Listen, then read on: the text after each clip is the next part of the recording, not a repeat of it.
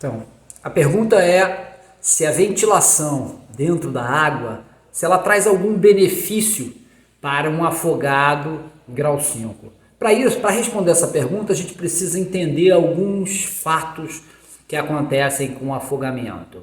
Primeiro, o afogamento ele tem diversos graus de afogamento que variam conforme a quantidade de água que é aspirada, né, e o tempo em que essa água aspirada ou que esse afogado fica dentro d'água antes de um resgate.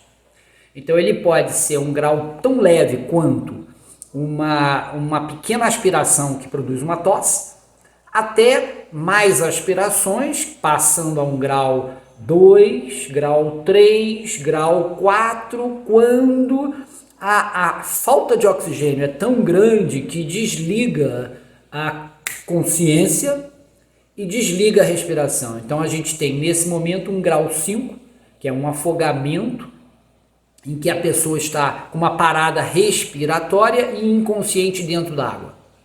Nesse momento, a parte de oxigênio no sangue está tão baixa, que ela só mantém apenas o coração batendo e muito fraco ainda.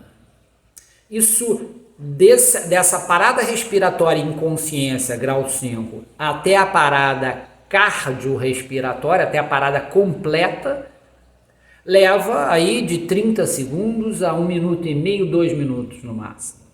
Isso significa que entre o grau 5 e o grau 6 a gente tem uma janela de ouro para a atuação do guarda-vidas ou do socorrista.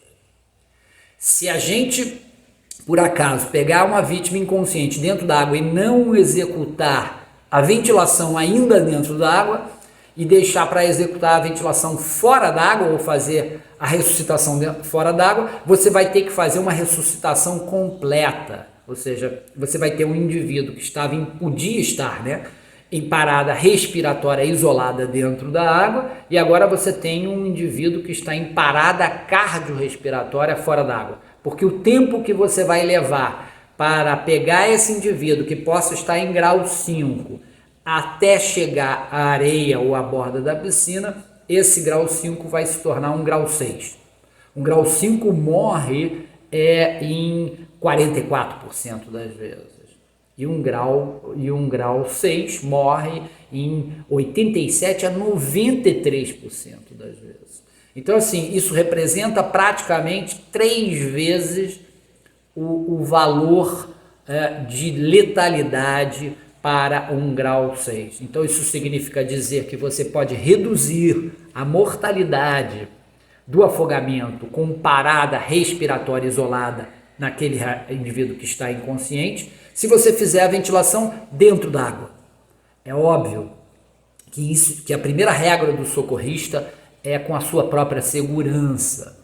Então, se você só vai executar a respiração boca a boca ou a ventilação dentro da água, caso você tenha segurança para fazer isso. Se for um mar muito grande, se for numa situação muito difícil, se você estiver muito cansado, se você não tiver material adequado, você não vai fazer essa ventilação, não vai tentar fazer essa ventilação dentro da água, porque isso representa um risco para você. Você vai deixar para fazer isso fora da água. A outra questão que é muito importante é você sempre estar com material de ressuscitação. Uma prancha de surf ou uma prancha de resgate, um rescue tube ou um rescue can, algo que possa dar flutuação para essa vítima, e assim você possa executar a sua ventilação boca a boca e tentar então reduzir drasticamente a mortalidade nesses casos.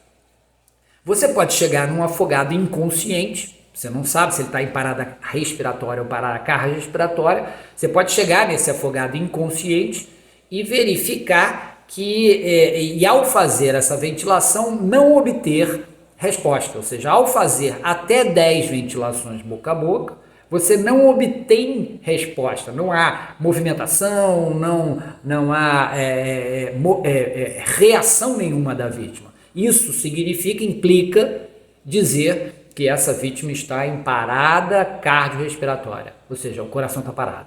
porque todas as vítimas em parada respiratória isolada respondem até 10 ventilações. E aí você tem essa oportunidade de pegar esse indivíduo que estava em parada respiratória, no grau 5, e resgatá-lo para a areia ou para a borda da piscina, respirando espontaneamente, o que faz toda a diferença.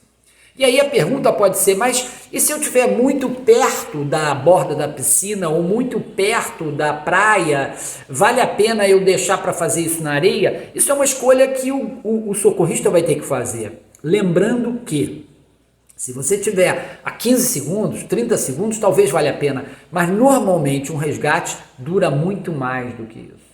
Por isso a vantagem de você fazer ou de tentar a ventilação dentro d'água. Se você tem outras questões em relação a essa ou em relação ao afogamento, posta aí na linha do tempo, avisa a gente e nós vamos fazer um vídeo para responder as suas perguntas. Obrigado.